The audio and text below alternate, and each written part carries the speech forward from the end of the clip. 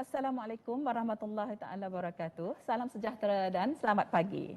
Selamat datang ke program Bual Bicara UMT. Saya Profesor Madya Dr. Khatijah Umar selaku moderator pada pagi ini mengalu-alukan datuk-datuk, datin-datin, profesor-profesor, doktor-doktor, tuan-tuan, puan-puan warga UMT, warga Universiti Awam, agensi-agensi kerajaan dan swasta, dan terima kasih kerana turut serta bersama kami dalam program pada pagi ini. Bagi memberkati program kita pada pagi ini, marilah sama-sama kita mulakan dengan Ummul Kitab Al-Fatihah.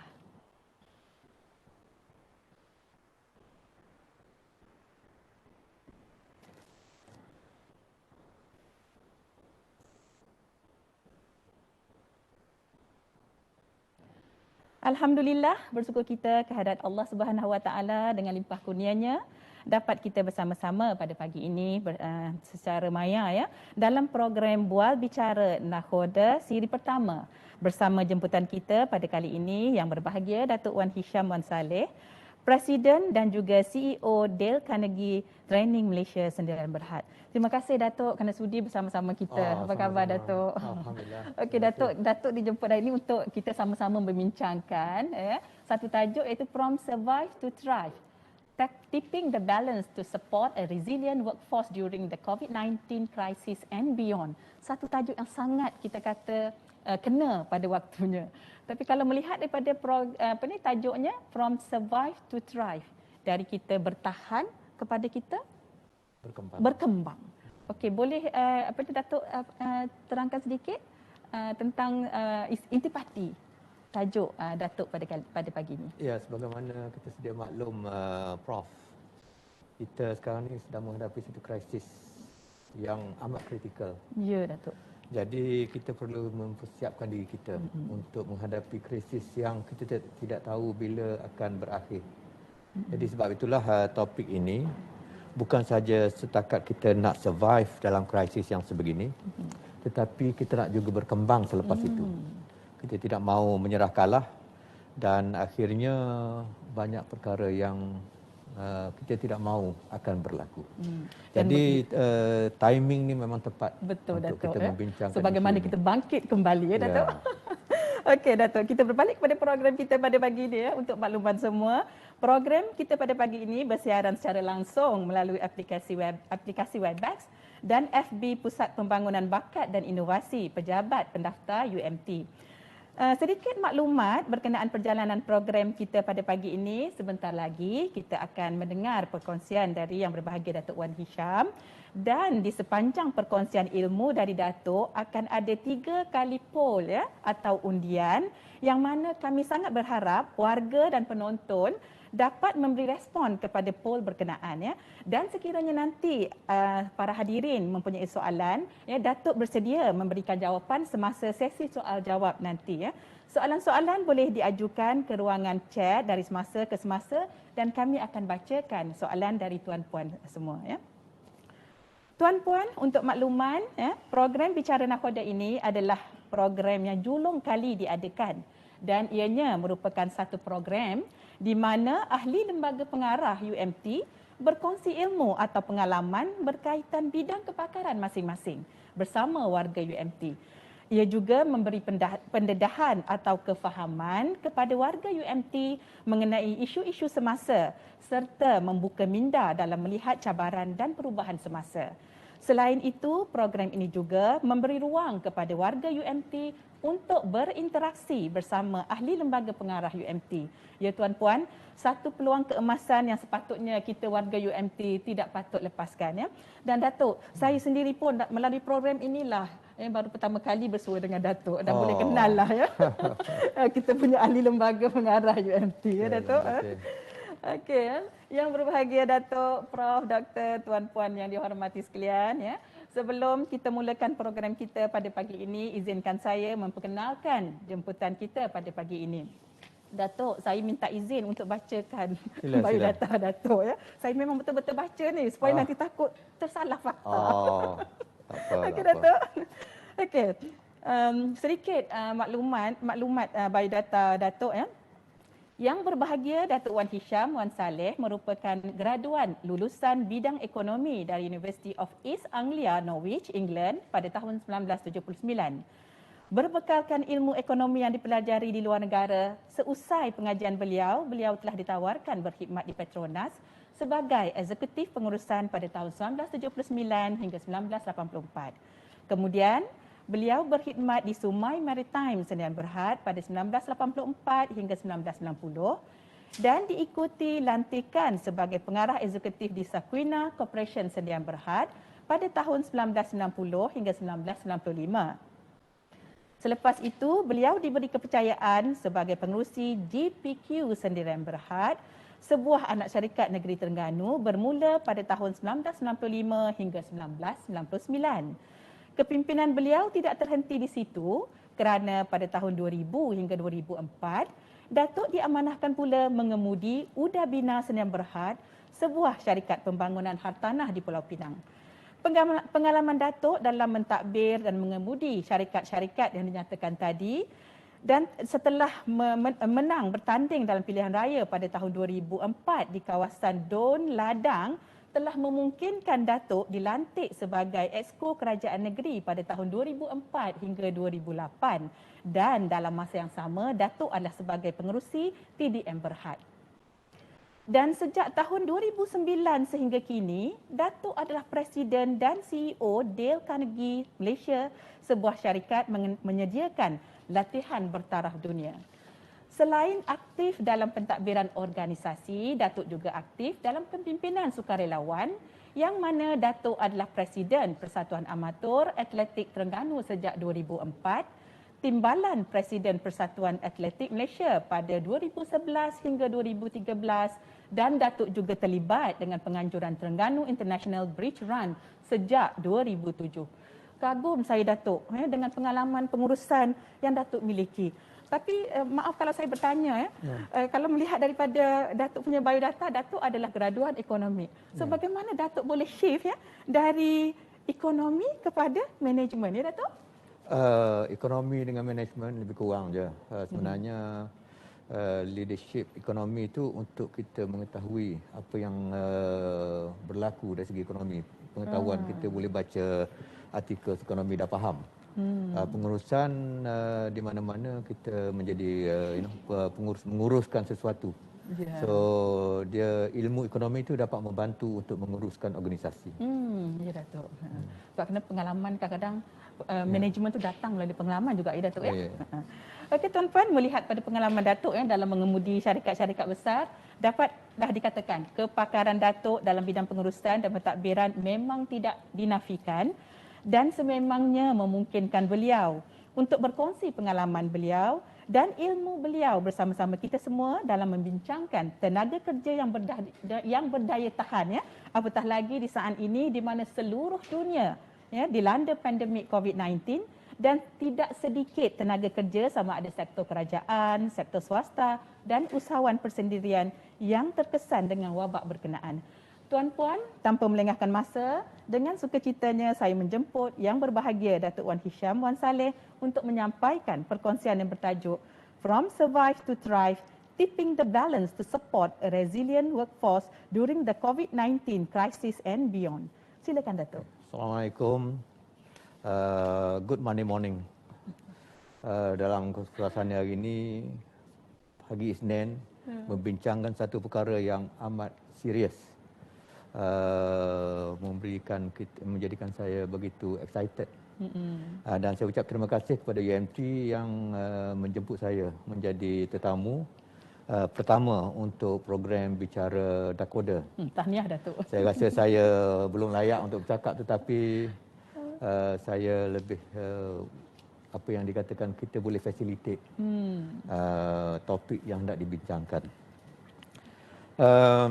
Hari ini sebagaimana Prof kata bahawa COVID ni ialah sesuatu yang kita ingat masa tahun 2020. Dia sekejap je.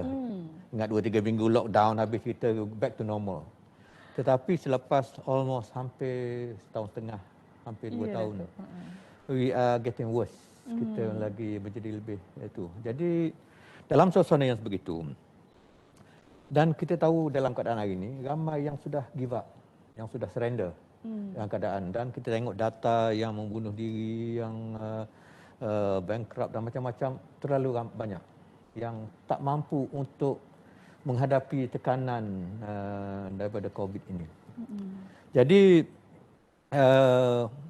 untuk kita menghadapi masa depan, untuk kita melengkapkan diri kita, kita kena buat sesuatu. Kita kena melengkapkan diri kita untuk memastikan bahawa kita tidak tewas kepada cabaran COVID ini. Ya, betul. Maka sebab itulah hari ini kita akan membincangkan bagaimana cara untuk, sebab yang pertama ialah untuk kita ada daya tahan untuk melawan apa-apa, bukan sahaja setakat COVID, tetapi apa-apa krisis dalam kehidupan kita, supaya kita bersedia pada bila-bila masa. Jadi Prof, kita pergi kepada apa yang kita nak bincangkan.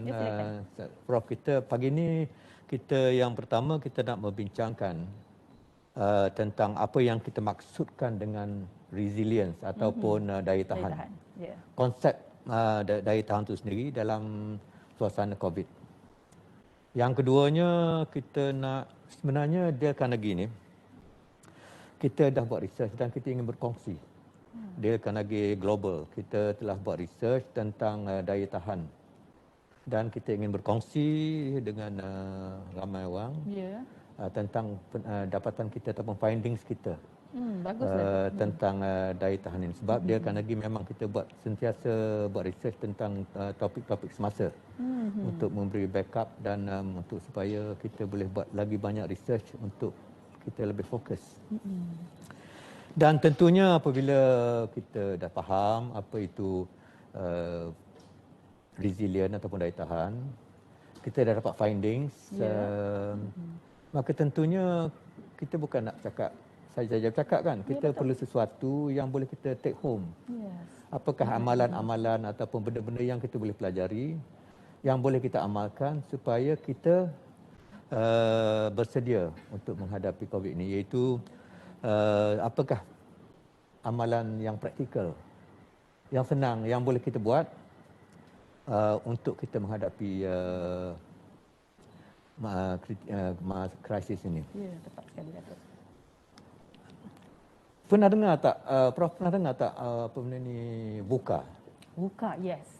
Ya, pernah dengar. Ya, ramai yang pernah dengar Sebab sebenarnya. dalam manajemen pun, saya pun mengajar manajemen, kan ada strategic management. Jadi ada yang kita kata VUCA tu yang volatility kan. Ya. Itu sebahagian daripadanya, Datuk kan. So sebenarnya VUCA ni dia berasal daripada masa-masa oleh yang dipelopori oleh askar Inggeris, askar Amerika. Selepas sahaja tamat Perang Dingin. Berlin Wall jatuh. Dan apabila itu berlaku, dia orang tak tahu apa yang akan berlaku selepas itu. Maka sebab itulah konsep VUCA ini diperkenalkan. Dia ingat VUCA ni selepas itu tak adalah VUCA lagi dah. Tetapi sebenarnya VUCA ni ialah, yang pertama ialah volatility ataupun pergolakan. Kalau pada kebiasaannya, kalau kita tengok graf, very predictable, dia straight je kan. Sekarang ni bila graf dia turun naik, you dalam management, Prof tahu, bila volatile, tapi bagi investor dia suka sebab dia suka unit money kan. Pada kita tak menentu kan. Bila ketidaktentuan ini, kadang-kadang naik, turun, naik. So itu menjadikan dia begitu volatile suasana hari ini. Yang keduanya, umpamanya katakanlah dalam COVID ni, volatility, baru ni Terengganu COVID case 2 digit. Kita seronok je. Betul. Tiba-tiba 2 hari lepas 800 lebih. Satu kejutan. So benda macam ni is so tidak unthinkable, benda yang betul. Di luar jangka. Di luar jangka. Yang keduanya ialah uncertainty ataupun ketidakpastian apa yang sedang berlaku untuk kita buat ramalan. Dia macam kalau kita sukar nak buat ramalan, sukar untuk kita bertindak. Ataupun kalau kita ramalan kita banyak salah, Kalau dulu kita senang je ekonomi, kita boleh ramalkan negara kita akan berkembang 5%. Tapi tahun ini dengan suasana COVID, 5% negatif. 3-4 kali revise Ya. untuk apa ni. Jadi agak sukar untuk kita buat merancang dan planning. Dan situasi juga bertambah kompleks ya, Ya, Datuk. ya. Dan yang ketiga itulah kompleksiti itu. Kompleksiti itu dia kalau econometrics terlalu banyak variable. Kurang constant, so apabila terlalu banyak variable ni, faktor yang mempengaruhi keadaan. Jadi apabila itu faktor macam mana, katakanlah contohlah dalam kita ambil contoh simple, SOP. Yes. SOP COVID kan. Yang ni kata macam ni, yang ni kata macam ni, yang tu buat macam ni, yang ni buat macam ni.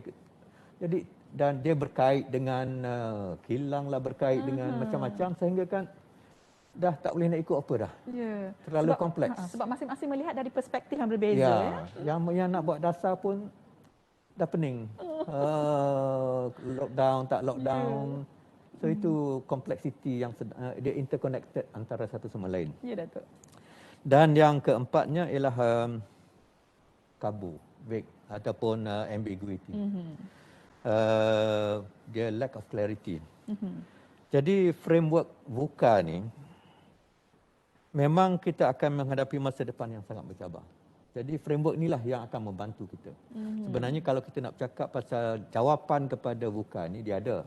Macam volatility, dia ada caranya ialah ada vision, uncertainty, kena ada understanding, situation, complexity, kena ada clarity, dan ambiguity, kena ada agility. Itu dia, jadi benda ni kita boleh tu, tetapi dalam sesi yang berbeza lah. Kalau kita nak bercakap pasal ni.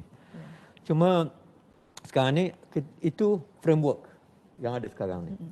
Dan kita boleh gunakan sebab kita ingat dahulu masa zaman sebelum perang dingin, selepas perang dingin kita guna ni. Tetapi kita tengok apabila ada digital transformation juga VUCA. Sekarang ni COVID juga VUCA. Jadi itulah keadaan suasana hari ni dan saya rasa VUCA ini bukan lagi a buzzword. Fashionable, tetapi satu benda yang here to stay. Yes. Itulah yang kita maksudkan dengan VUCA. Kemudian kita pergi kepada kesan ya. Kita cakap pasal kesan COVID ke arah yang pertama kepada ekonomi. Ekonomi dunia sekarang ini sedang mengalami kerugian yang trilion.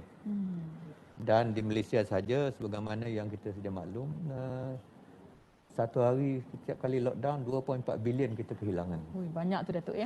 Yes, satu hari. So satu hari imagine banyak mana berapa hari dah kita lockdown.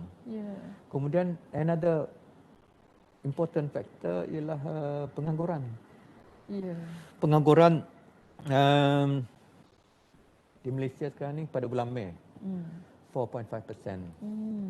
Jadi dan di dunia jangan kira lah, maknanya di dunia ikut pada laporan BBC, 81% daripada tenaga kerja mendapati bahawa mereka sama ada kerja mereka, jabat mereka atau kilang mereka ditutup ataupun dah tak berfungsi lagi. So imagine the impact kepada sosial daripada pengangguran ini. Dan yang ketiga ialah kesan jangka panjang strategi multinasional dalam globalisasi. Jadi syarikat-syarikat terpaksa mengecil terus supaya lebih agile dan sebagainya, dan pelaburan mungkin berbeza di mana mereka nak melabur. Jadi itulah yang menjadikan faktor ketidaktentuan yang akan berlaku dalam tempoh 2-3 tahun ataupun mungkin sampai 10 tahun akan datang. Dan strategi-strategi terpaksa dicari untuk mereka terus bertahan ya, Datuk. Ya. So itulah so apa benda ni kita lihat sekarang ni dengan keadaan COVID, kita lihat apa yang sedang berlaku masalahnya. Yang pertama, kerja dulu kita kerja pergi office buat kerja, sekarang ni terpaksa kerja work from home.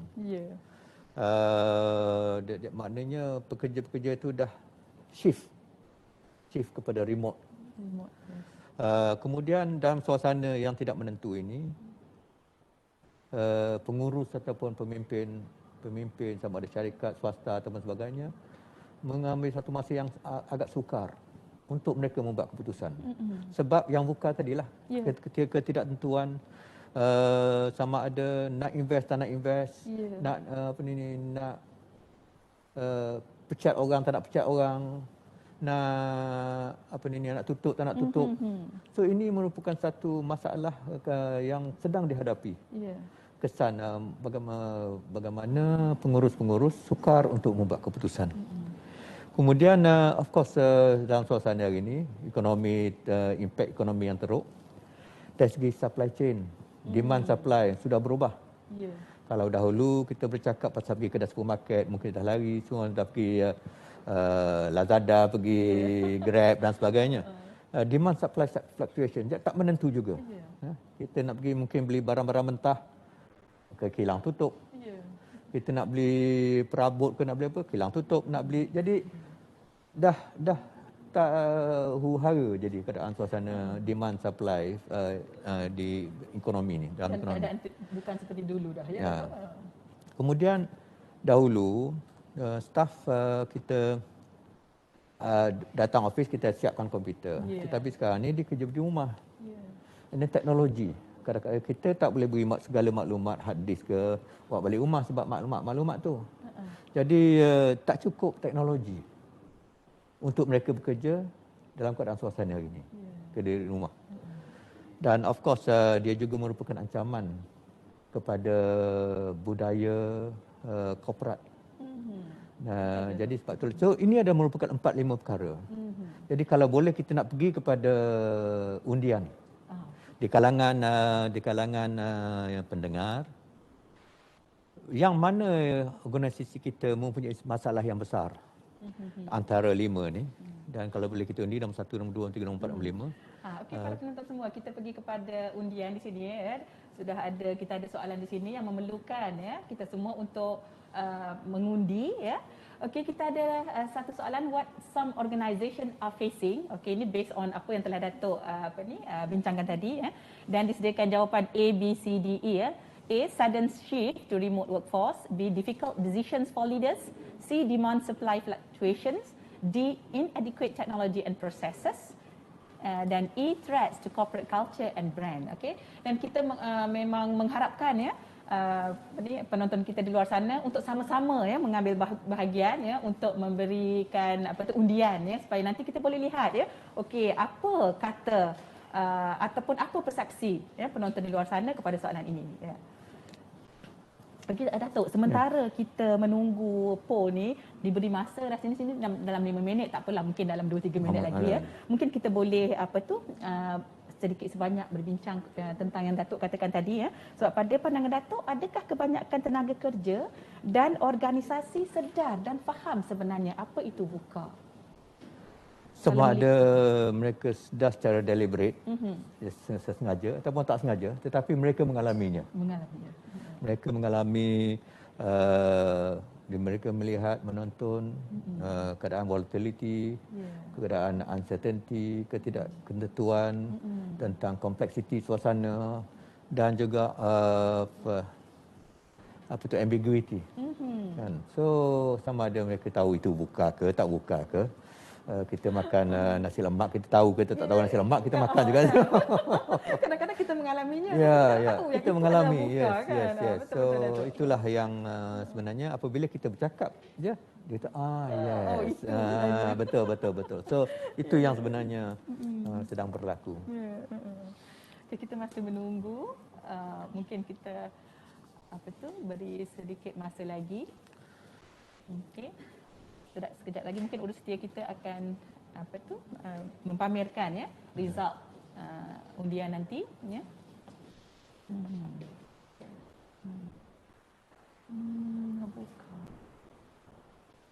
Dan Datuk ya, kalau kita melihat kepada kompleksiti ya, tadi Datuk mengatakan bahawa dalam ekonomi sendiri mempunyai faktor-faktor tertentu kan, kompleksiti. Dan pada pendapat Datuk, variable yang terlibat dalam decision making sekarang ini, adakah dianya menjadi lebih kompleks dari dulu ataupun mungkin walaupun kompleks mungkin lebih mudah dengan adanya bantuan teknologi? Ya, teknologi boleh mempercepatkan, tetapi bagi saya dalam model econometrics kan, regression analysis dan sebagainya, apabila yang sepatutnya menjadi constant menjadi variable. Oh, okey. External Berubah. factors, internal factors. Ya. So the whole model becomes kelang kabut. Itu yang yang dimaksudkan dengan complexity. Sebab setiap satu benda tu dia berkait. Yang ni jadi yang ni. So dia berkait antara satu sama lain yang menyebabkan untuk kita pin down this is the reason, correlation antara satu sama lain tak mampu nak buat. Sebab dia punya tu is Sudah berubah. Sebab hipotesis yang lama tu kadang tak boleh dipakai. Tak boleh dipakai dah. Ialah kadang-kadang teori evolve, kan? Maka hipotesis juga mungkin berubah-ubah. Variable juga berubah-ubah. Ya. Okey, kita masih lagi menunggu kepada kita punya hasil daripada undian daripada peserta kita di luar sana. Okey. Urus dia kita dah ada ke kita punya hasil undian? Tapi mungkin mereka diberikan masa lagi 1 minit, Datuk. So mungkin kita berbalik mulalah kita kepada itu sementara menunggu lagi, Datuk. Dan saya sendiri kan seperti kita kata agility yang itu kita kata bagaimana organisasi boleh promote agility. Datuk, daripada pengalaman Datuk dengan company-company yang besar kan sebelum ini, mungkin kami warga UMT juga boleh berkongsi pengalaman dan ilmu Datuk tu. Ya, kita ambil satu contoh. Kita ambil satu contoh. Saya rasa contoh ni disebut dengan kata-kata Nokia. Yes, semua orang kenal Nokia kan Datuk? Semua orang kenal Nokia dulu. Semua pakai communicator. Dan antara the top selling telefon kan. Yes. Tetapi dia tak pergi digital, dia analog. Dan akhirnya hampir tidak wujud. Ni baru nak ambil comeback. Tetapi orang dah berbatu-batu ke hadapan. So that is another contoh apabila kita tidak agile. Maka sebab itulah kita akan ketinggalan. Betul. Okey. Ya kita bacakan hasil daripada poll kita urus dia. Sudah adakah poll kita resultnya?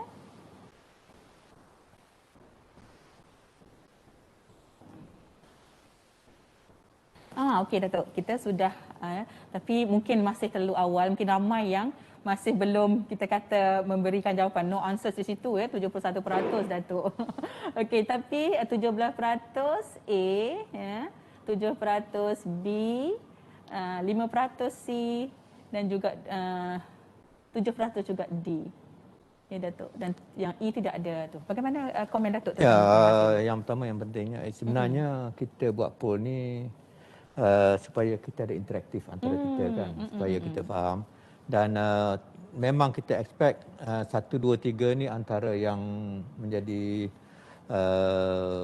perkara yang terpaksa dihadapi oleh organisasi hari ini.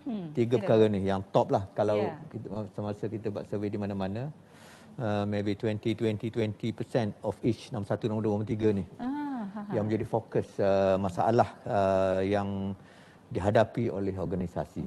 So mana tak lari jauh lah tak lari jauh apa dengan yang kajian-kajian lepas-lepas Okey. Jadi sebenarnya pada Februari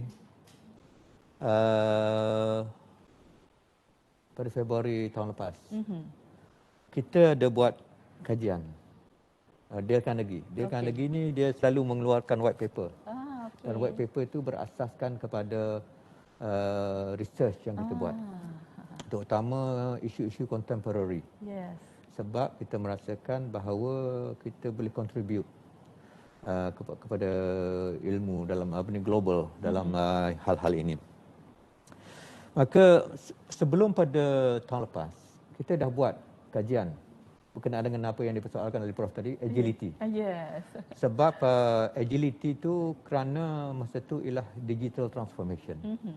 Kan, digital transformation, the biggest hotel operator yang tak ada hotel biji pun, the biggest taxi operator, tak ada sebiji pun taxi.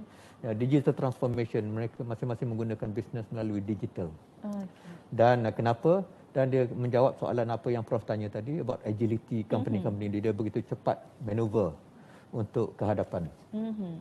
Jadi apabila dalam kajian kita pasal agility tu, kita dapat satu common denominator.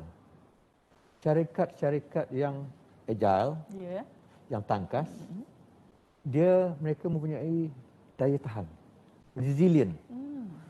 Tenaga kerja mereka menjadi resilient. Jadi setiap kali kita buat research ni, benda ni timbul.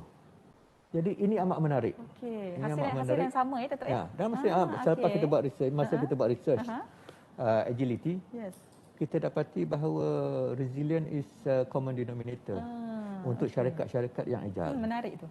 Itu. Jadi kita fokus kepada membuat kajian pasal resilient.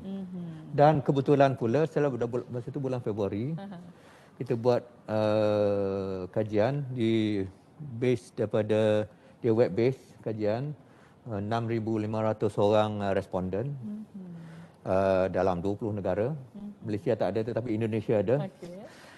Dan industri yang berbagai-bagai saiz.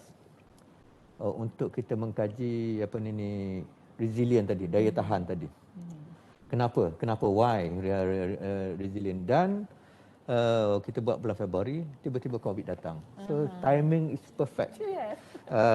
Untuk kita buat kajian pasal daya tahan untuk keseluruhan. Tetapi apabila COVID dan kita kena melihat sekarang ni dari aspek apabila ada COVID, daya tahan kita. Jadi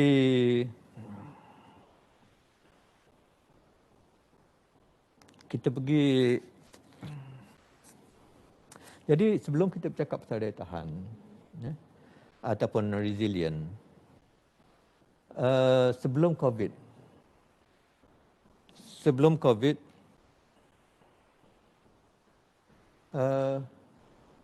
apakah tekanan ataupun stres di tempat kerja kita yang menjadikan kita stres? Ini sebelum pada COVID ni. Jadi dan kajian yang kita dapati daripada kajian yang kita buat, yang pertama ialah kerja yang terlalu banyak. Apabila seseorang itu tenaga kerja mempunyai overload, kerja work overload. Jadi itu membuatkan mereka stres. Yang pertama. Itu lebih kurang hampir 70% yang mengalami stres kerana overload kerja yang kita dapati daripada responden kita. Yang keduanya ialah apabila mereka bertukar peranan. Daripada mungkin dulu buat sales, sekarang buat marketing, dulu buat PR, sekarang buat benda lain. Jadi mereka untuk adjust kepada peranan baru itu menjadikan mereka stres. Kalau dulu doktor berjaga emergency, sekarang kena jaga ICU, umpamanya. So inilah yang menjadikan mereka stres. Sudah lain bidang ke? Lain peranan. Dulu hanya sebagai supervisor, tiba-tiba diberi peranan sebagai manager. So itu saja hampir 60%. Stres itu akibat kerana tukar peranan, tukar job dan sebagainya. Dan yang ketiganya ialah yang ni lebih pada separuh.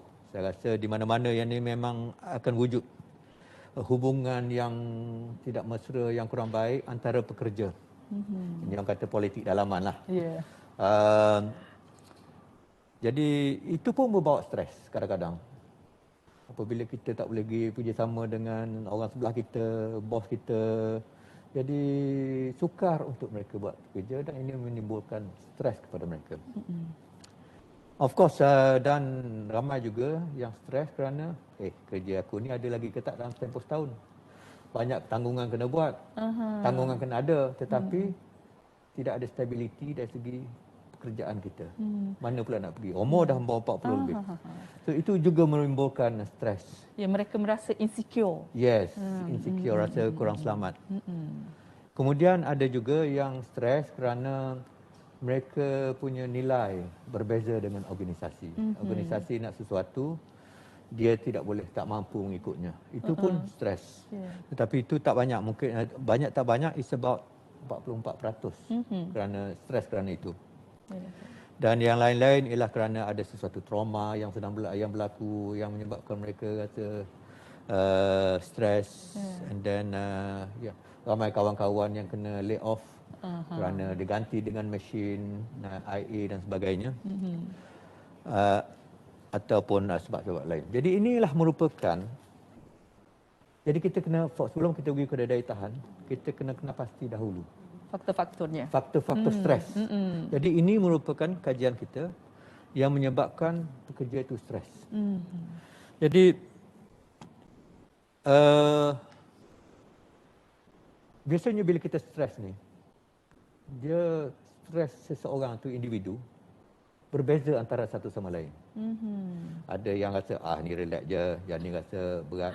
So ikut kepada kajian ini buat oleh Bonanno daripada Universiti mana di bawah tu ada tulis tu tentang respon ataupun tindak balas apabila seseorang itu merasa ada stres, ada tekanan. Dia ada empat reaksi yang berbeza. Yang pertama ialah yang kronik. Ini memang kronik daripada awal stres sampai ke habis. Stres yang amat tinggi. Itu memang kronik betul. Stres tak Sepanjang masa. Yang keduanya ialah dia delay sikit, dia slow sikit. Dia mula start slow, dia tak tahu dia stres. Sehingga apabila dia sedar dah separuh jalan dah, baru dia rasa stres dan stres itu akan menaik. Itu dia panggil delay, dia delay sikit. Dia lagging. Yang ketiganya reaksi apabila stres ni ialah recovered. Dia mampu recover. Maksudnya dia mula stres, dia naik sikit, dia bimbang, and then dia find ways, dan dia dapat recover. Dan of course yang paling yang kita nak ialah yang consistent, steady. So tentu sekali kita hari ni kita nak yang nombor 4 tu, yang resilient. Dan ataupun yang recovered. Tetapi kita nak fokus kepada mereka-mereka yang reaksinya ialah kepada kronik dan delayed. Yang 1 dan 2 tadi tu Datuk yang pertama dan yang kedua tadi. So itu yang fokus kita pada hari ini supaya kita boleh tu. Yang resilient tu memang dia dah resilient lah. Kita nak. Tetapi itu yang kehendak kita. Dengan tenaga kerja supaya semua tenaga kerja kita sekurang-kurangnya menjadi resilient. Dan mungkin bagus sebenarnya Datuk untuk setiap organisasi tu mengenal pasti tahap tekanan pekerja ataupun members of the organisation mereka Datuk kita akan pergi ke itu. Okey, jadi apabila kita dah tahu stres, kita nak bercakap pasal daya tahan resilient apa sebenarnya resilient tu?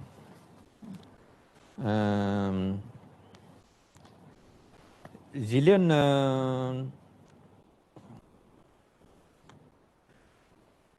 kalau bahasa Melayu dia panggil daya tahan. Resilient ialah kalau definisinya ialah keupayaan kita untuk melantun balik. Apabila kita menghadapi sesuatu kesukaran, kemampuan kita untuk melantun balik menjadi seperti biasa. Dan dia ada 3 perkara dalam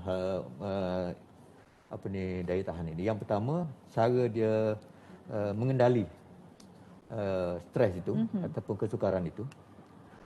Yang keduanya, apabila dia tengok dia mengendali ialah cara dia memulih. Bagaimana dia pulih daripada tekanan, daripada stres, daripada kesukaran. Dan yang ketiganya prosesnya ialah apakah dia belajar daripada episod itu. Jadi 3 karakter cope, coping, recover dan belajar ataupun kendali, handle, pulih dan juga mempelajari daripada itu. Memang setiap orang akan mengalami 3 fasa ini Datuk? Kalau mereka dalam grup yang resilient lah. Kalau mereka tak resilient, belum apa-apa lagi dah surrender dah. Jadi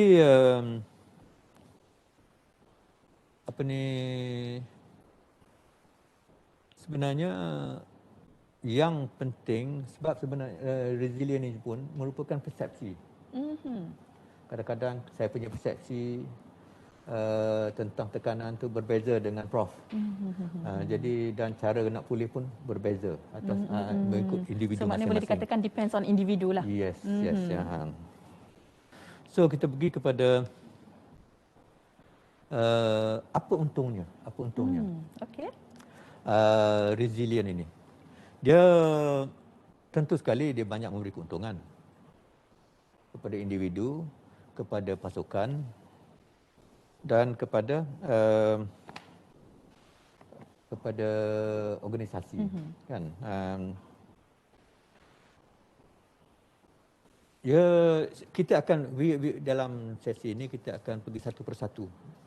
Kita fokus kepada individu, kita fokus kepada pasukan dan kita fokus kepada organisasi. Ini merupakan model kita, model daripada Hartman ni tentang keuntungan macam individu, dia punya tingkah laku, dia punya sikap dan dia punya cara ataupun well-being mereka, itu manfaat yang mereka dapati macam tim, kerjasama antara mereka dan sebagainya. Benda ni kita akan pergi satu persatu. Okey, Datuk. Okay. Cuma saya nak sebagai untuk menjelaskan lagi, saya nak cerita satu insiden yang resilient, contoh resilient ya. Yeah. Ini merupakan pada ini cerita yang kita boleh Google dekat Google. Yeah. Tentang apa yang berlaku kepada Sandler O'Neill, satu syarikat investment bank. Syarikat ini dia beribu pejabat di tingkat 104 di World Trade Center.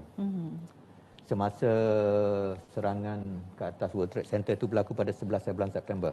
September 11 2001 ya Datuk ya. Memang famous waktu itulah. 2001. Ya. Kemudian apa yang berlaku ialah apabila benda itu terjadi, 40% daripada kaki tangan dia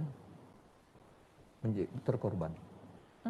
Dan 60% ataupun 2/3 daripada pengurusan juga terkorban. Termasuk yang founder dia, Sandler O'Neill itu sendiri. Yang terkorban apabila ada serangan. Jadi kalau kita dalam suasana yang sebegitu, kita tak bertindak teruskan. Kita tunggu apa yang panggil meeting. Tetapi apa yang berlaku ialah salah seorang daripada pengurusan nama Jimmy Dunn. Okey. Dia yang survive. The next day, dia terus mengumumkan dalam suasana yang sedih bahawa Sandler O'Neill ni akan terus berurus niaga.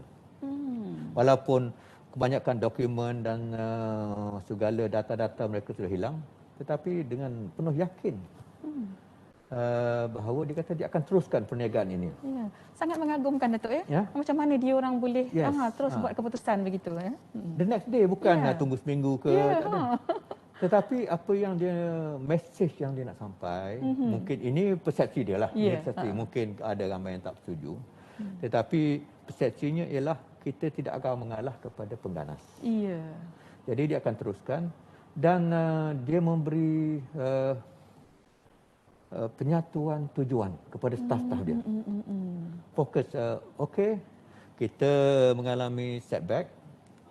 Yang pertama, dan kita akan teruskan, yang pertama ialah kita kena jaga keluarga yang terkorban. Welfare, kebajikan. Mereka-mereka yang terkorban ni, mereka ada anak, ada isteri yang masih lagi survive. Kita kena jaga yang tu, yang pertama. Yang kedua ialah mereka-mereka yang masih lagi tinggal. Kita kena jaga dia orang punya kepentingan, kebajikan dan memastikan mereka tu okey, keluarganya masih lagi, maknanya dari segi psikologi dan sebagainya, kena jaga dia orang ni. Dan yang ketiga ialah dia nak, of course, dia customer centric. Dia fokus kepada pelanggan. Dia memberitahu pelanggan, yes, we suffered setback, tetapi we are going to continue. Yes. The next day. So 3 perkara ni yang dia fokus. Ya. Dan 3 ni sebenarnya sangat penting sebenarnya Datuk ya, pekerja, family dan juga pelanggan. Dan pelanggan. Ya, stakeholder yang penting dalam setiap Yes. organisasi. So itulah apabila dia memberi sebab kepada tim dia untuk datang buat mesyuarat dan buat kerja. Dan dia tidak akan mengalah. Ya. Itu satu contoh daya tahan yang jelas. Benda ni kita boleh lihat, baca di Wikipedia ke di mana-mana tentang cerita ni. Dalam masa seminggu dia pindah office, dia tambah kerja baru, dalam tempoh 3 minggu je dia dapat untung. Saya daripada perniagaan itu. Dan 2 bulan dia pindah office baru, dan dalam 3 bulan dia seperti biasa dah. 3 bulan tu. 3 bulan sahaja ya. Ini membuktikan bahawa sebenarnya itu bukan halangan. Itu bukan halangan, yes. So, yang penting di sini yang boleh kita pelajari ialah penyatuan tujuan.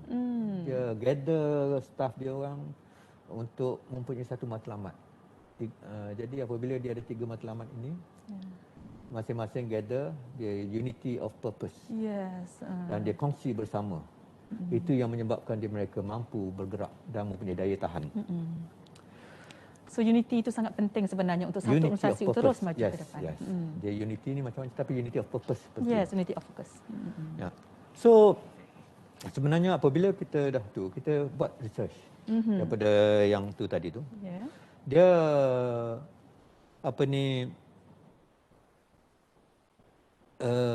sebenarnya kita ni, manusia ni, dalam diri kita sudah ada resilient, ada daya tahan. Kan? Setiap orang mempunyai Setiap daya orang tahan ada sendiri. untuk the instinct to survive kan. Yes. Kita masuk dalam hutan, takkan kita nak biarkan harimau makan kita. Ya, betul Datuk. Kita mesti cari jalan dan sebagainya. Itu insting kita. Ya. Daripada responden yang kita buat ni, terkejut apabila kita dapati bahawa 46% daripada responden kita memang dah ada daya tahan yang tinggi. Kan? 46%. Tinggi juga tu Datuk. Dan 38% moderately resilient dan 16% low resilient. Ini dapatan kita, belum buat apa-apa lagi ni. So yang natural, yang memang dia dah memang ada karakteristik Daya tahan tu dalam diri sendiri. So bermakna lebih pada 80% Datuk mempunyai resilient moderately hingga high. Tu kan? So kalau ini yang responden, tetapi kajian ini buat secara population. Okey. Dia punya range is antara 35 hingga 65%. So lebih kurang ini dia menggambarkan samalah apa yang kita buat kajian tu. Jadi fokus kita hari ini ialah kepada yang 16 dan 38%. Mungkin. Supaya dia pergi kepada yang 46%. Kan? Jadi untuk itu kita kena sekali lagi kita pergi ke poll, kita harap kita dapatkan respon yang baik. Yeah. Apakah kita yakin daya tahan ini boleh kita belajar, kita pelajari? Sama ada ya, maybe, tidak, ataupun tak tahu. Okay, sebab tadi Datuk dah kata kebanyakan kita ada daya tahan dalam diri kita sendiri kan. Okey, sekarang ni kita nak buktikan dengan poll yang kedua. Okey, ayo kita punya peserta di luar sana, sila ambil kesempatan ini untuk kita sama-sama menjawab poll yang kedua ini ya. Can resilience be learned or developed ya? Or do you believe people can learn to be more resilient ya? Kita ada 4 pilihan di situ dan seperti juga tadi kita diberi 4 pilihan ya, dan kita mengharapkan jawapan supaya kita dapat melihat perspektif ya audiens kita di luar sana.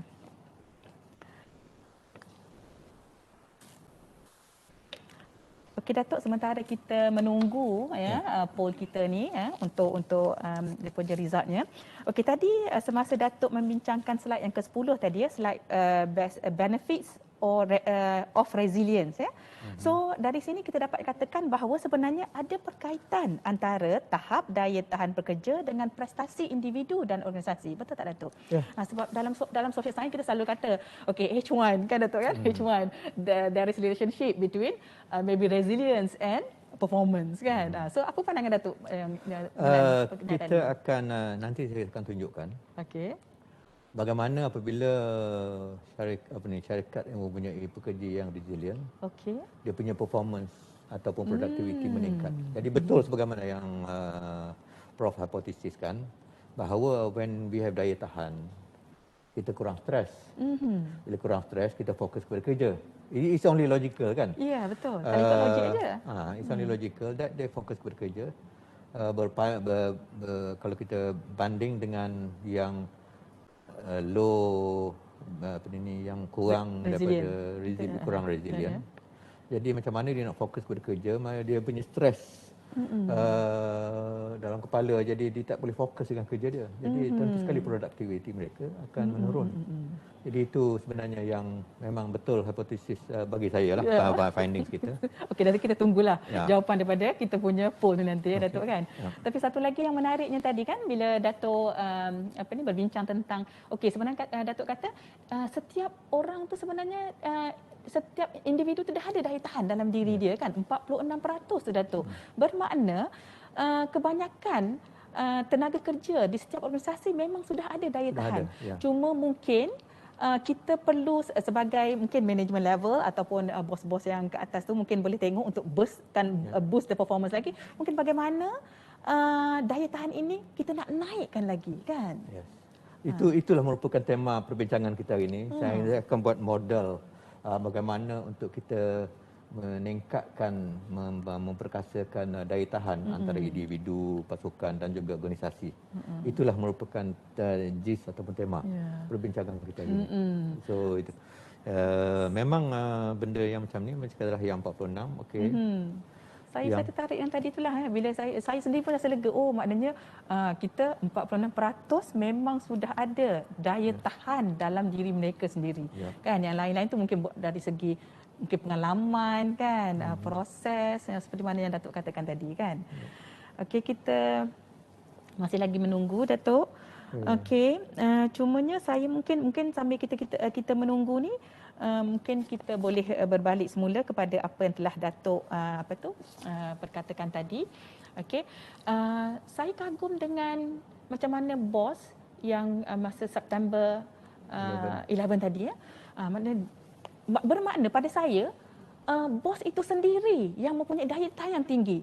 Kan hari ini jadi esok terus boleh buat keputusan Datuk. Yes. Kan? So maknanya kalau kita kata adakah perjalanan ataupun prestasi organisasi itu juga bos itu sendiri ataupun kita kata management level itu sendiri boleh kita kata perlu ada ataupun perlu tunjukkan daya tahan yang tinggi juga. Dia bukan setakat daya tahan kalau kita lihat. Ini karakter-karakter daya tahan. Yang pertama, dia begitu positif. Okey. Memberi keyakinan kepada pekerja dia bahawa they can go on. Kan? Positivity. Yang keduanya ialah positivity dan juga keyakinan. Dia very confident walaupun dengan segala maklumat tidak ada hancur semua. Staff hampir separuh hilang, management more than 2/3 hilang, tetapi masih yakin bahawa syarikat dia boleh kembali.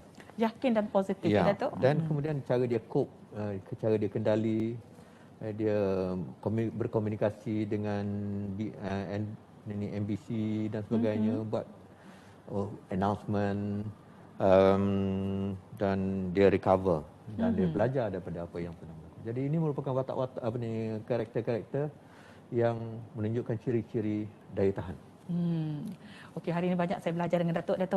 Satu, daya tahan Datuk. Keduanya positivity, ketiganya adalah confidence. Dan sebenarnya dalam yang ini kita bukan hanya yang kita kata walaupun kita tidak terlibat dengan pengurusan macam sebagai kami pun pensyarah, mungkin benda tu memang sangat-sangat perlu adalah pada diri kita sebagai pensyarah. Okey Datuk, kita dah dapat result polling kedua kita.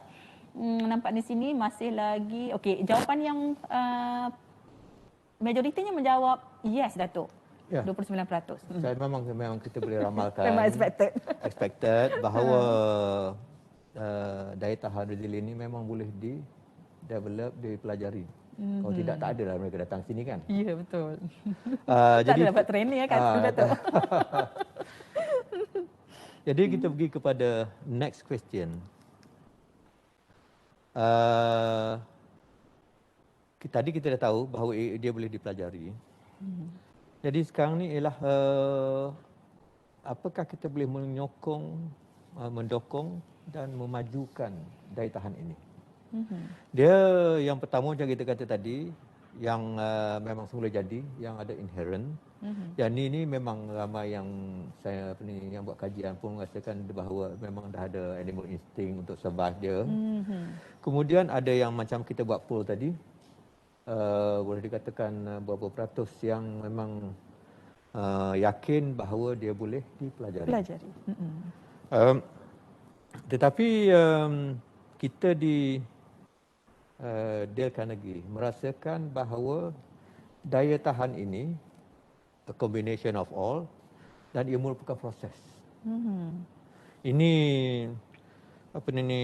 faktor suasana keliling, macam mana macam you kata tadi pemimpin, macam Dan tadi dia sebagai contoh dia mempengaruhi staf dia untuk mempunyai daya tahan. So suasana itu merupakan satu proses. Dan kita yakin bahawa daya tahan ini dapat dihasilkan melalui proses suasana, environment dan sebagainya. Jadi itulah yang kita nak fokus, yang apabila kita yakin bahawa ia merupakan satu proses, maka senang untuk kita membuat rancangan untuk menjadikan pekerja kita mempunyai daya tahan. Jadi ini kita selepas kita combine kajian-kajian, ini merupakan model yang ditunjukkan oleh Dale Carnegie. Macam mana kita nak mendokong dan juga membina resilient ataupun daya tahan ini. Dan kita pergi kepada 3 perkara, 3 fokus. Yang pertama kepada individu, yang kedua kepada pasukan, dan yang ketiga kepada organisasi. Dan kita pada pagi ini kita akan pergi one by one. Supaya kita faham sebenarnya macam mana cara proses itu dilaksanakan. Ya, silakan Datuk. Dia sebenarnya supporting and developing resilience ni kadang-kadang kita kena faham ialah suasana pun bukan saja dia boleh menaikkan daya tahan, dia boleh melemahkan. Oh begitu. Kadang-kadang kita dah ada daya tahan ni, tetapi oleh kerana suasana, keadaan, leadership menyebabkan yang ada daya tahan pun jadi lemah. Oh, jadi bukannya daya tahan itu ke hadapan, tapi mungkin boleh juga ke belakang. Jadi itu penting untuk kita memupuk suasana yang boleh membina daya tahan ini. So, kadang-kadang kita ingat kita dah ada daya tahan, kita boleh survive. Kadang-kadang daya tahan ada, tapi mungkin dalam ekosistem yang tidak kena dengan kita. Jantung kita sihat, kita makan banyak sangat, kolesterol tinggi. Ya, itu juga. Habis juga. So itulah yang benda yang saya nak peringatkan. So ini merupakan asas kepada teori kita. Daripada segi individu, pasukan dan organisasi. Ya, Datuk.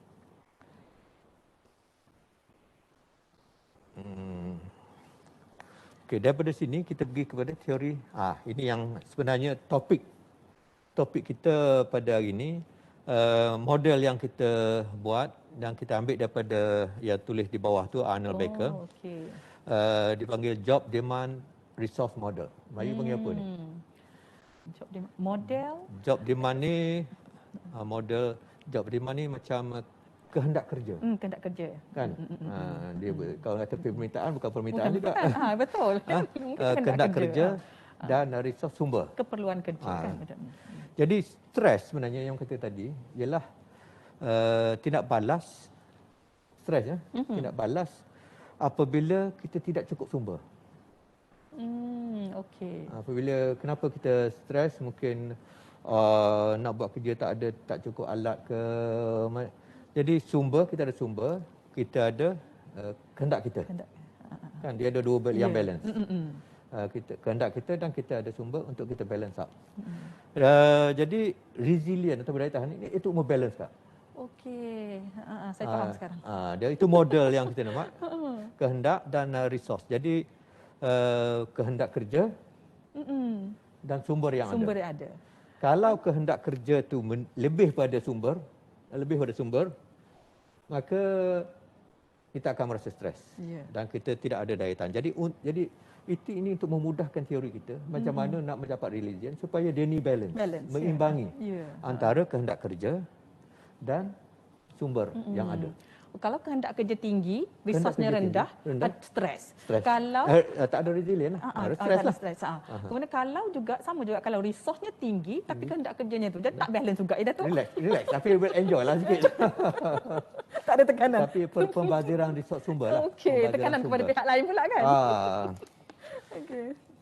Jadi inilah cara kita nak berfikir dalam pagi ini, tema ni untuk kita pemilik strategi untuk kita memperkasakan daya tahan tu. Ya Datuk. Jadi kita balik asal kepada model yang tadi itu yang kita cakap tadi tu. Ya Datuk. Bagaimana kita bermula dengan broaden and build theory.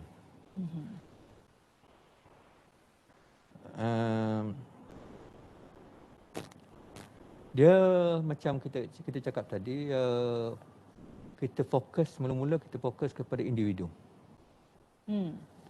Dia broaden and build theory ini ialah dua perkara je. Yang pertama sikap yang positif yang kata tadi. Yang keduanya keyakinan. Dua faktor utama. Dua faktor. Apabila kita cakap positif ni, kita kena ingat bukan maknanya kita menafikan realiti. Kadang-kadang kita positif, tak apalah COVID akan pergi besok. Tak berpijak di bumi nyata. Dia berbeza. Positif ialah sesuatu yang kita yakin kita boleh. Itu kita jangan kita kena bersikap positif, virus akan pergi. No, but we have to sesuatu benda yang kita mampu buat positif. Sebab kadang-kadang positivity juga disalahartikan dengan assumption Datuk. Assumption ataupun andaian ni lah. So benda ni we have to be careful supaya kita jangan kita kena positif. Umpamanya sesuatu yang Malaysia akan menang 5 emas, contoh. Positif lah. Tapi realitinya macam Azrin Terengganu tu, dia 11.7, yang tu 10.9, sangat berbeza, berapa meter jauh. Tetapi bukan berarti maksud saya ialah kita kena bezakan. Begitu juga dengan keyakinan. Keyakinan kita kena bezakan dengan kesombongan. Arrogant kan. Kita yakin boleh buat. Tetapi tak ukur di badan sendiri. Kan? Sombong diri. So itulah dan apabila kita bersikap positif ni, dia yang pertama dia dapat meluaskan pemikiran kita. Kita lebih open dan kita panjangkan akal kita dan dia boleh mempengaruhi tindakan kita. Kan? Dan dalam tempoh masa dia boleh membina fizikal kita sebenarnya apabila kita positif ni.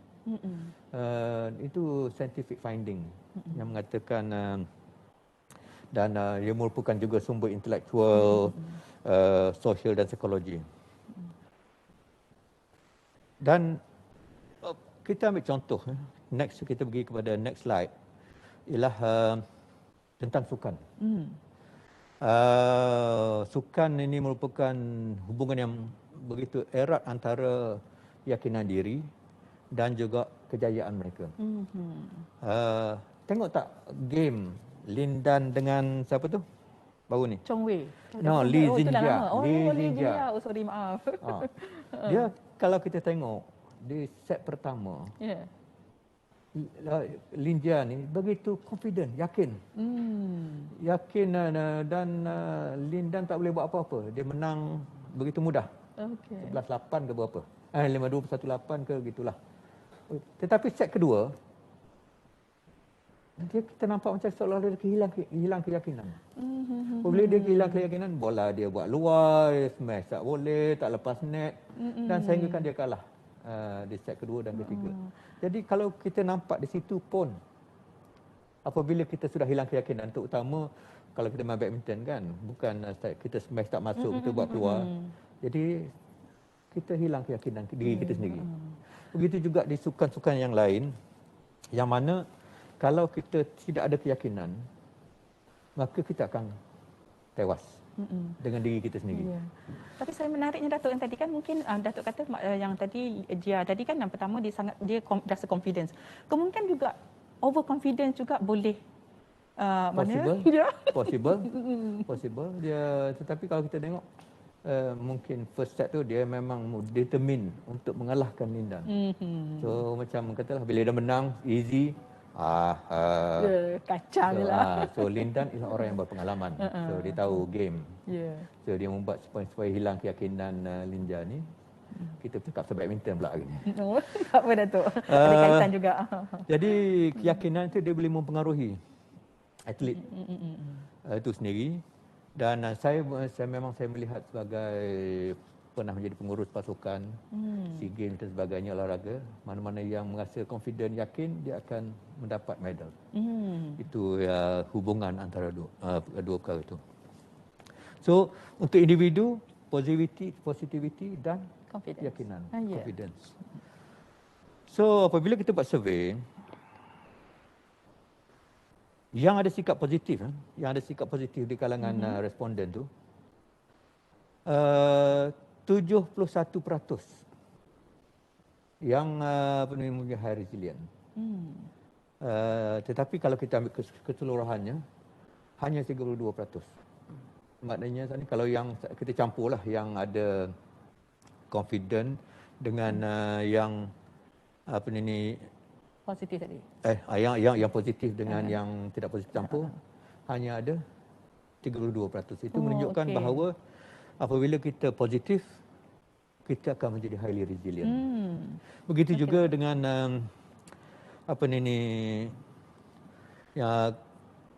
keyakinan 2 kali ganda. Yang kalau yang tu lebih kurang 66%. Daripada responden yang kita ambil yang mempunyai keyakinan diri, dan yang tu ialah 31% saja. So itu jelas menunjukkan dalam kajian kita bahawa positivity dan juga keyakinan membantu untuk menjadi kita mempunyai daya tahan.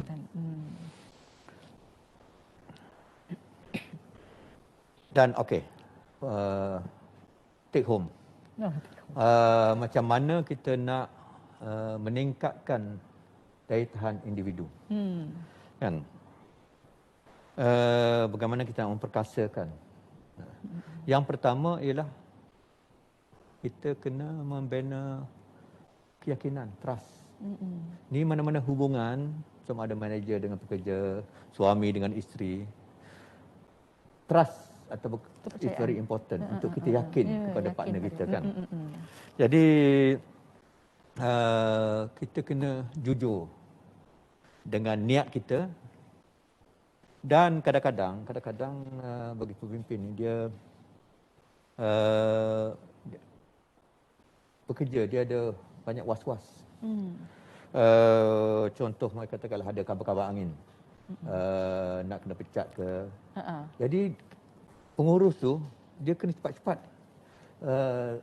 hentikan berita-berita yang sebegini. Terutama sekarang suasana COVID ini. Begitu banyak fake news. Viral tu sangat. Viral sana sini. Jadi yang ada authority kena cepat-cepat menafikan supaya rakyat mempunyai keyakinan. So begitu juga di tempat kerja, kita bukan sahaja kena jujur, tetapi apa-apa yang menimbulkan was-was di kalangan pekerja kita kena mati daripada awal. Jangan kita biarkan dia berkembang sehingga out of control. Yang keduanya ialah untuk kita boost resilient kerja kita ni, ialah kita sebagai pengurus ataupun tu kita kena transparent. Transparent maksudnya kita kena dipanggil telus. Telus. Cara kita bincang kadang-kadang kita kena buat keputusan yang sukar. Tetapi kita nak sorok daripada bekerja. pekerja tahu juga sekarang ni Yeah. it's a very intellectual community kan. So, kalau kita nak menghina intelligence pekerja kita yang akan menerima akibatnya. So we have to be jujur, telus, beritahu. Kau tanya bila katakanlah umpamanya pekerja yang furlough, yang dia buang, kita tak boleh tahu beri jaminan kita akan ambil balik. Tapi sekurang-kurangnya kita beritahu bahawa kita akan cuba apabila sampai masa, tetapi buat masa ini kita masih lagi meneruskan memberi medical ke dia orang ni walaupun mereka tak bekerja dengan kita. Mereka jadi menampakkan kita concern kepada mereka. Jadi itu sudah cukup untuk pekerja. Apabila dia tahu kita telus, kita dengan mereka, mereka akan mempunyai daya tahan yang tinggi. Tapi sebenarnya Datuk betul, kalau melihat kepada transparansi, mana ketelusan itu, kadang-kadang kita untuk bercakap tu agak senang. Tapi kita kata easier said than done kan, transparansi tu. Itu kadang-kadang kita kata kebanyakan senario transparansi ini tidak begitu dapat dilaksanakan, kan? Dia pada kebiasaannya, kita tak boleh transparan apabila kita ada agenda lain. Tak ada agenda yang tersorok. Okey. Kalau kita jujur dan kita mahu matlamat yang sama, there's nothing wrong for our staff kita share, kongsi maklumat ini supaya mungkin dia ada idea yang boleh memberi, yang boleh diberi untuk kita. Betul tu Datuk. Begitu juga kadang-kadang kita kena korban kongsi pengorbanan. Katakanlah kita pengurus syarikat tak mampu, kalau kita teruskan juga company akan tutup. So beginilah, saya sanggup korbankan 30% daripada gaji saya supaya kita tidak perlu buang orang. Mungkin dengan cara itu mungkin orang kata okey tak apa, saya gaji rendah tapi potong 10% cukuplah. Yang manager ni kata okey tak apa, saya potong 50%. Jadi apabila ini berlaku, dia memberi keyakinan kepada pekerja bahawa dia in the right place, bahawa di sinilah ada nilai-nilai kehidupan. Nilai kebersamaan juga sekali kan nilai Datuk. kebersamaan. Jadi mereka akan mempunyai daya tahan kalau ada apa-apa krisis yang sedang berlaku. Dan of course yang paling penting yang selalu Prof Dok kata ialah sebagai walk the talk. Model pemimpin. Kita don't do what I do what I say. Tak nak lagi dah. So macam dalam perkara ini, we have sebagai leader, we have to show example. Apabila kita buat sesuatu, kita yang mula-mula sekali. Kita nak buat dasar, kita yang mula-mula sekali ke hadapan. Jadi ini memberi satu keyakinan kepada pekerja bahawa bos dia ni memang bersungguh-sungguh untuk menyelamatkan syarikat dan mereka akan mempunyai daya tahan. Betul, Datuk. Betul. Itulah the mindset yang kita cakap pasal individu tadi. Next kita pergi kepada untuk bagaimana untuk membina resilient ni di tim pasukan. Mungkin kalau universiti ni faculty dan sebagainya kan, pasukan. Dia the keyword here is social intelligence ataupun kecerdasan sosial. Iaitu macam mana dalam suasana pasukan kita nak apa yang kita cakap, apa yang hendak dicakapkan, apa yang tu biar kita nak jaga perasaan orang. Kita nak jaga perasaan orang supaya tidak terasa hati. Tak terasa hati. Nak membina suasana yang sebegitu. Sehingga kan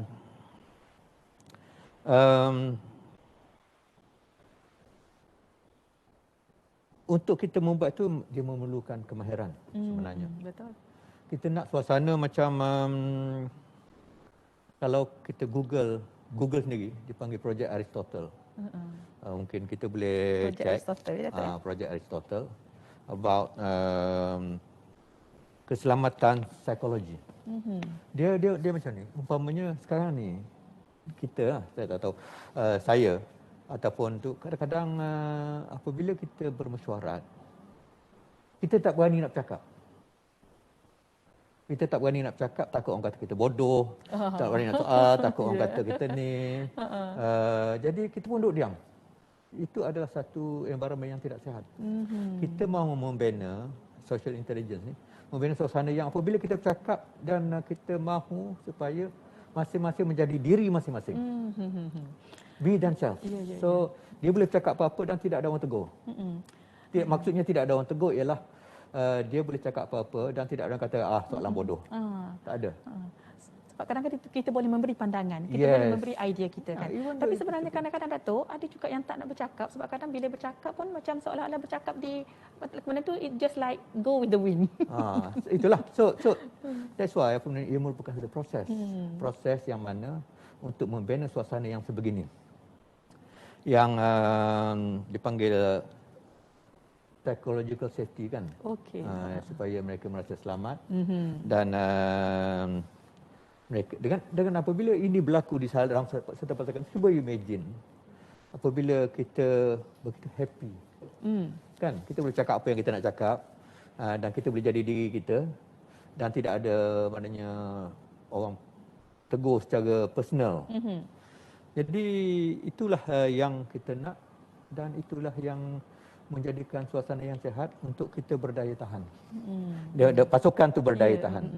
Jadi sebab individu kita dah ada daya tahan. Tetapi kalau macam yang kata tadi, dia masuk dalam pasukan mula hentam dia mula tu dan dia punya daya tahan dah menurun. Ke belakang balik. Jadi sebab itulah macam mana nak memupuk daya tahan mereka dan yang belum ada tu untuk membina daya tahan. Jadi mereka mempunyai daya tahan. Dan yang satu lagi ialah hubungan yang saling mempercayai, trusting relationship. Yang ni kita akan berbincang lebih detail lagi nanti. Next ialah organisasi. Dia sebelum pada tu teamwork ni, dia yang pertama apa yang kita cakap tu ialah nilai, value. Campur dengan engagement ataupun connected. Dan kita empowered.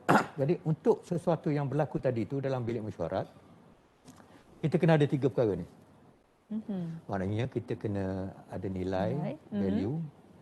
Kita menilai dan menghargai kata teman-teman kita sekerja dan kita sentiasa berhubungan, connected dan kita memperkasakan mereka, empowered. Jadi apabila ada 3 ni, apa yang kita nak iaitu yang suasana yang sebegitu akan wujud. Apa yang akan berlaku jika tidak ada penghargaan ataupun appreciation oleh management umpamanya. Pada bulan Mac tahun lepas, Amazon dengan Instacart dia melakukan mogok. Dan cuba lihat apa suara yang disuarakan oleh mereka-mereka yang mogok ini. Dia kata Amazon says we are family. Dia kata kita di keluarga. Tetapi dia tidak melihat kita keluarga. Kalau mereka melihat kita ni sebagai keluarga, mereka akan menjaga keselamatan kita. Ini mereka mogok kerana yang pertama mereka tidak cukup masa itu baru lagi PPE, alat-alat keselamatan sebagai delivery ni. Dan kita tahu sekarang ni banyak delivery yang kes COVID ni disebarkan melalui delivery. So itu yang menyebabkan mereka protes. So macam kata tadi, action speaks louder than words. You kata kita ni wira tetapi you tak menghargai kita. So itulah suara-suara kepada mereka-mereka yang tidak dinilai, dihargai dan tidak ada connection, tidak ada connected.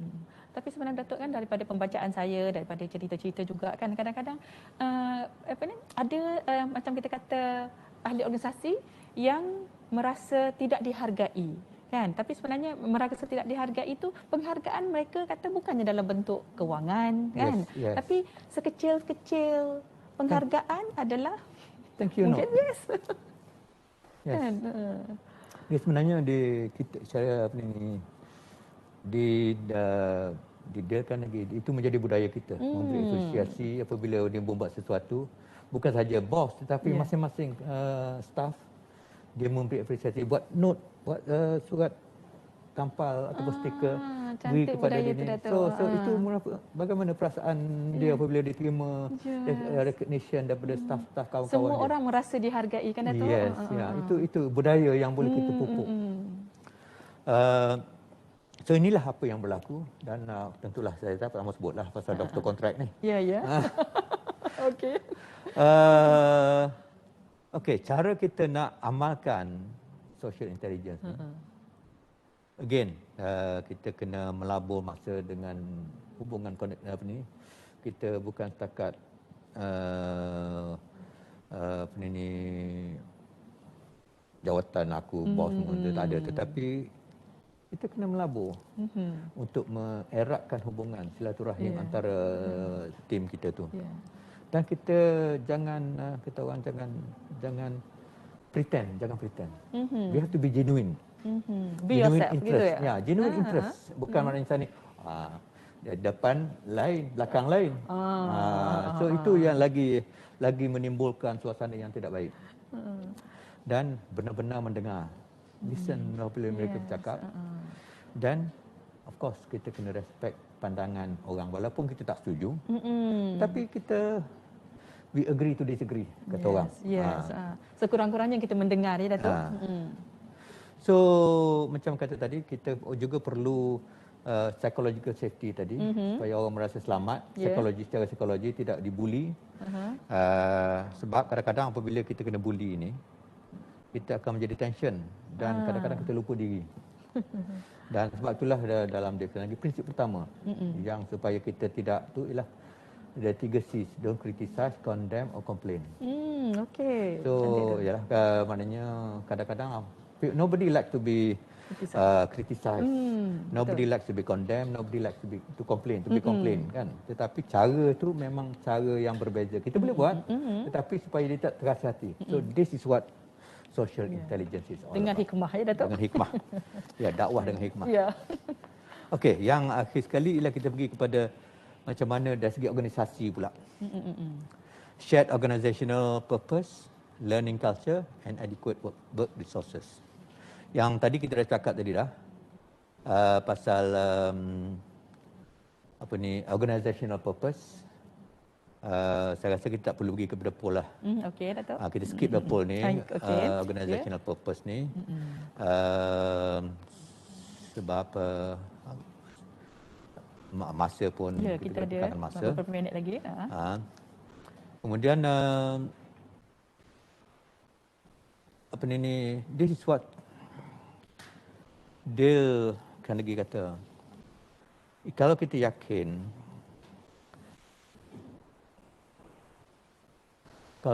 dengan apa yang kita buat, tidak ada apa yang boleh menghalang untuk kita melakukan kerja. Sebab banyak hasil yang dibuat ialah sesuatu yang pada mulanya nampak mustahil.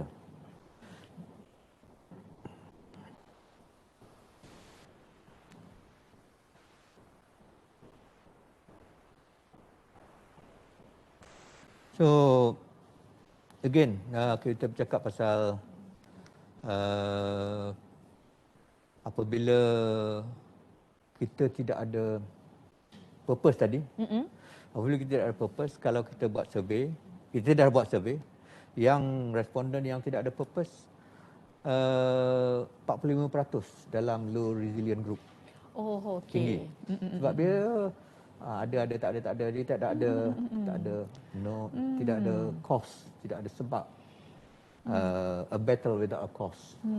So maknanya mereka yang mempunyai daya tahan yang rendah, maknanya mereka tidak ada purpose. Bukan, dia sebalik. Mana-mana yang tidak ada purpose mempunyai daya tahan yang rendah. Okey. 45%. Okey. Dan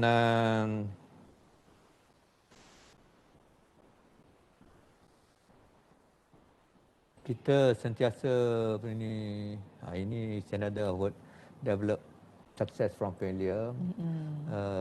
Discouragement and failure are two of the surest stepping stones to success. So ada kata-kata semangat.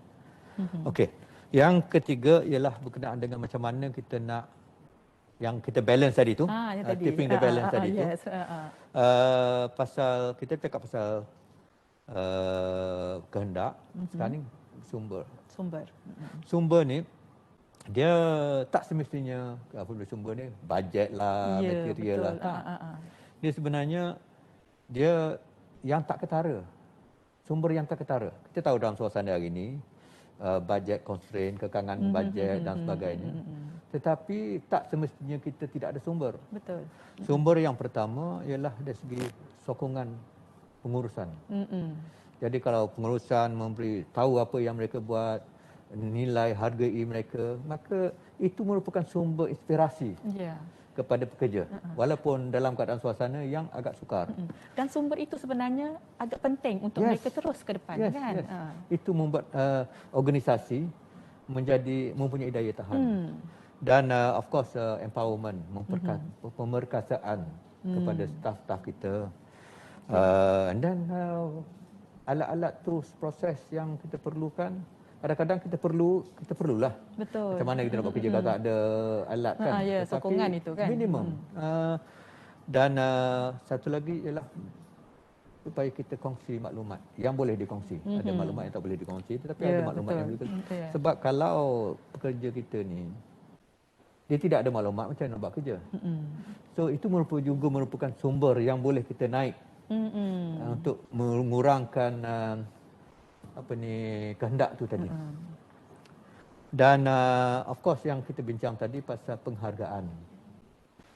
Thank you note can do wonders. Yes. Betul kan? Datuk. So itu penting. Itu juga merupakan sumber kepada yang balance tu tadi. Dan of course lah kita perlu juga latihan ilmu. Kalau tanpa training dan sebagainya, tanpa ilmu dan kita tak bergerak. Masih takut lama juga kan? Takut lama. Betul. So sebenarnya apabila kita bincang, tentu sekali banyak perkara yang kita kena buat untuk menjadikan organisasi, pasukan dan individu itu daya tahan. Tetapi sebenarnya ia amat-amat berbaloi. Sebab kajian yang kita dapati ialah macam yang ditanya tadi, siapa yang ada resilient ni, dia 2 kali lebih rela untuk memberi effort yang terbaik. Okey. Itu survey yang kita buat. Yang keduanya, dia tidak akan mengalami stres yang serius. Lebih kurang 58% kalau compare dengan 39%. Dan apabila kita ada daya tahan ini, kita lebih mudah untuk change. Sebab walaupun kita ada unity of purpose, tetapi kadang-kadang pendekatan kita perlu berubah. Digital transformation dan sebagainya yang perlu berubah. Jadi orang yang ada daya tahan, dia lebih rela untuk try perubahan itu. Jadi 92% against 52% yang ada high resilient ini, yang ready to change. Dan of course yang akhir sekali lah 3 kali dia more likely to be engaged, orang yang ada high resilient ni. So kita merasakan bahawa memang organisasi sepatutnya bersedia untuk melabur ya Datuk ya, untuk meningkatkan daya tahan. Kerana kalau melihat daripada apa yang Datuk paparkan di sini ya, ini adalah kita kata benefits ya yang resilience bagi tu. Berbaloi.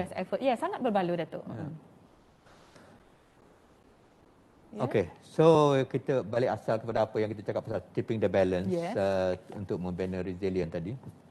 Yang pertama ialah macam mana kita nak balance, nak mengimbangi kehendak dan mengurangkan kehendak dan menaikkan sumber. Kemudian yang kita dah ulang-ulang, unity penyatuan unity of tujuan, purpose supaya kita berkongsi bersama-sama. Of course we have to practice learning culture, sebab apabila kita ada learning culture ni, maklumat-maklumat yang kita dapat memberi keyakinan kepada kita.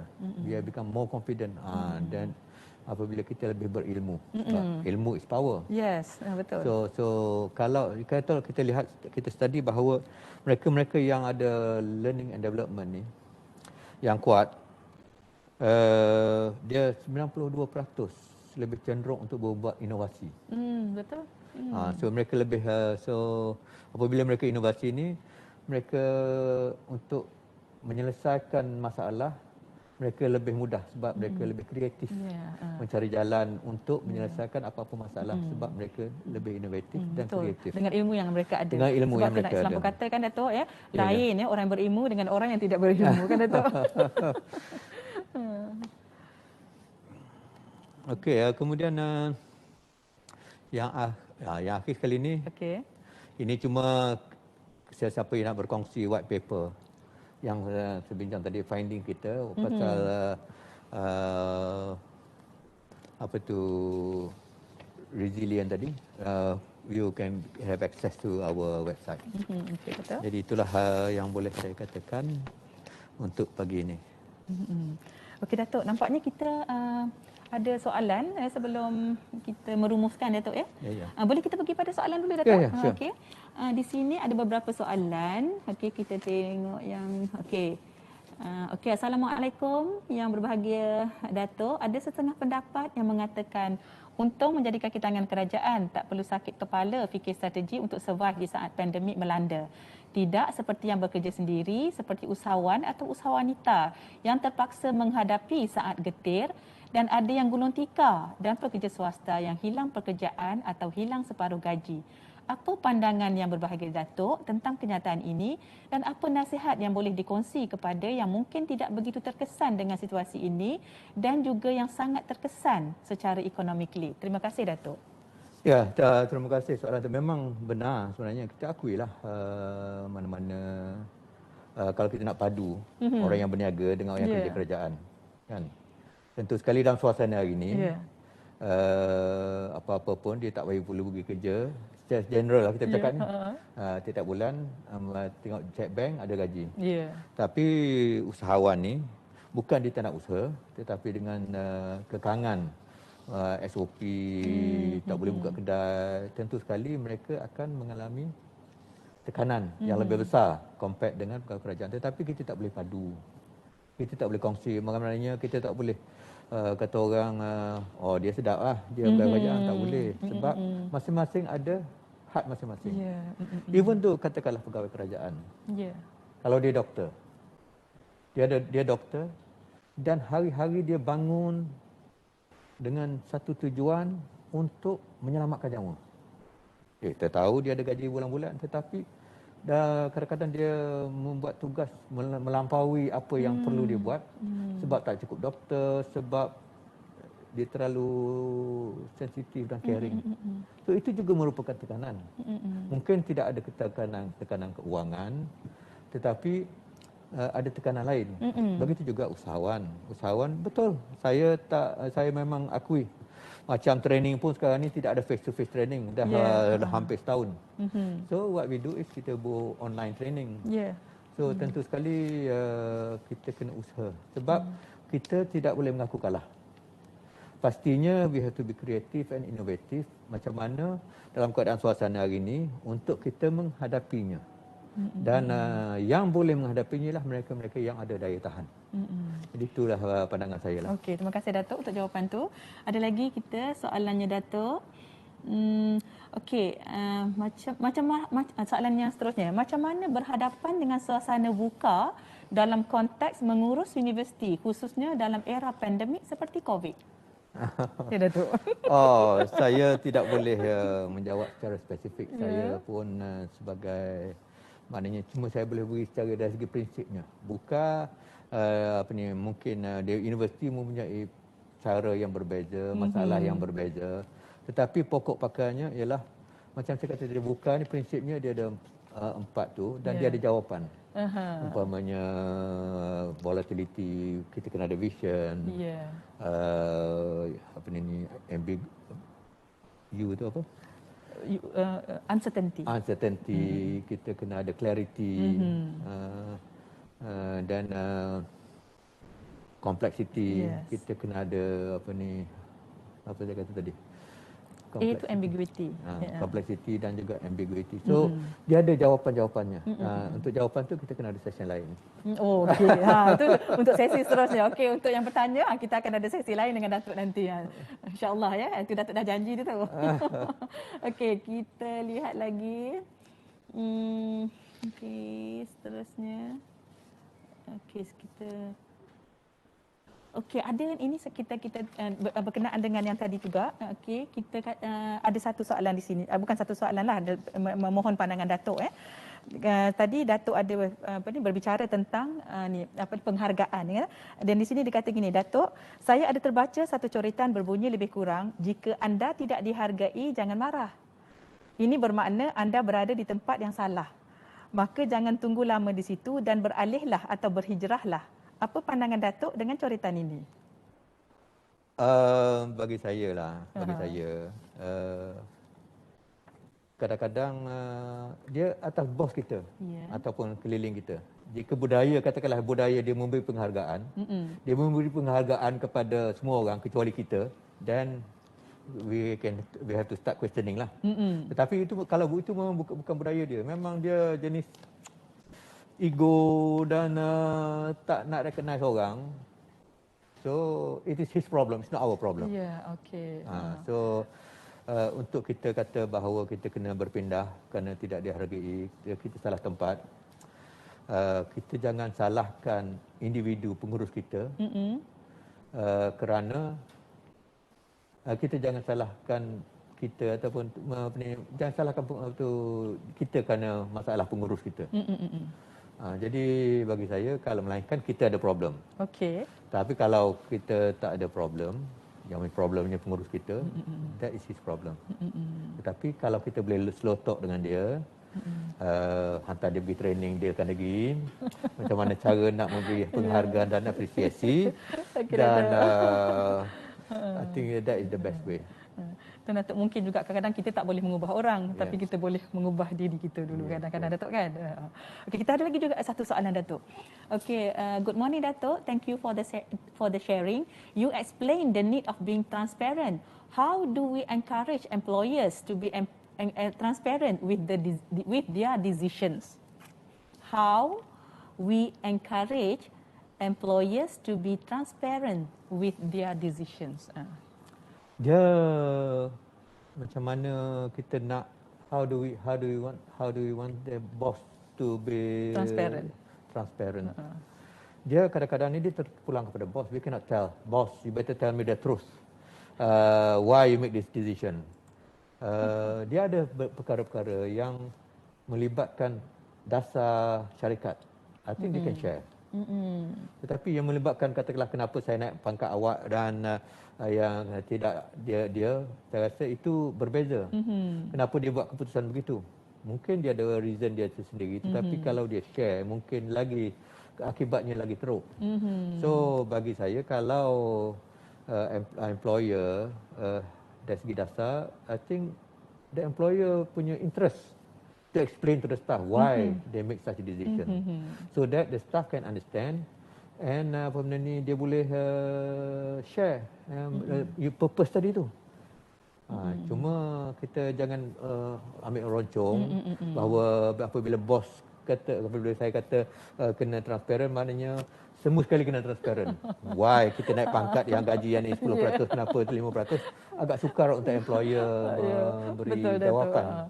Sebab kadang-kadang certain things cannot be explained kan, and no need to be explained kan. Begitu juga Datuk.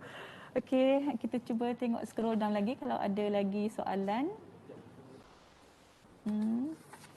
Tapi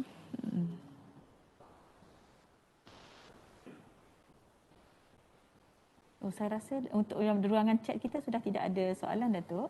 Okay. So mungkin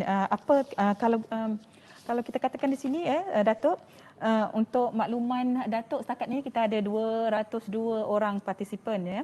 Dan 201 tadinya mungkin sudah keluar ya, sebab tadi pun kita tengok 200 lebih jugalah ya. Dan sebelum tu Datuk, mungkin Datuk ada pesanan untuk warga UMT yang berkaitan dengan tajuk kita pada pagi ini. Ya, saya bercakap sebagai leader. perspektif pemimpin. Satu perkara daripada apa yang kita pelajari hari ini ialah yang stand out ialah kita kena jadi model. Sebagai pemimpin, kita kena menjadi model kepada pekerja kita. Ini the shortest way and the safest way untuk kita mencapai apa yang kita hendaki. Kalau kita bercakap pasal daya tahan, biar kita dahulu yang mempunyai karakteristik daya tahan ini. Dan apabila staf atau pekerja kita melihat karakter-karakter confidence dan juga positivity ni, dia very contagious. Leaders ni they can be very contagious. Okay. So apabila good and the bad. Kadang-kadang good tu kita nak dengar, yang bad tu kadang-kadang okay. So that is bagi saya lah as a leader. That is the best way untuk kita memupuk apa yang kita nak. Through example. Menjadi model kepada pekerja. So that is the take home for inilah. Okay, terima kasih banyak Datuk. Alhamdulillah kita telah mendengar perkongsian ilmu dan pengalaman dari yang berbahagia Datuk Wan Hisham sebentar tadi. Terima kasih banyak-banyak Datuk atas perkongsian yang amat bermanfaat. Sepanjang perkongsian Datuk tadi walaupun agak pendek tapi manfaatnya boleh dipanjangkan ya Datuk. Dan maka boleh saya rumuskan di sini dari apa yang Datuk sampaikan tadi daya tahan sememangnya sangat penting dan perlu ada pada setiap tenaga kerja bagi menjamin prestasi organisasi terus ke hadapan dalam apa jua keadaan. Sementelahan lagi, di saat organisasi menghadapi kemelut yang rantaiannya berpunca dari persekitaran dan elemen-elemen luaran yang lain yang di luar jangkaan, Datuk. Okey, kita semoga apa yang dikongsikan oleh yang berbahagia Datuk dapat kita jadikan panduan dan memberi kita cetusan idea untuk mengembangkan lagi ilmu dan kepakaran kita. Tuan-puan, kita telah sampai ke penghujung program. Sebelum tirai berlabuh, sekali lagi rakaman terima kasih tak terhingga kepada yang berbahagia Datuk Wan Hisham kita tetamu jemputan kita. Terima kasih banyak-banyak Datuk Juga kepada Datuk-datuk, Prof, Doktor, tuan-puan yang setia mengikuti program kita dari awal hingga ke penghujungnya. Sebagaimana kita mulakan program kita dengan bacaan umum kitab, kita akhiri program kita pada pagi ini dengan bacaan tasbih kafarah dan surah Al-As.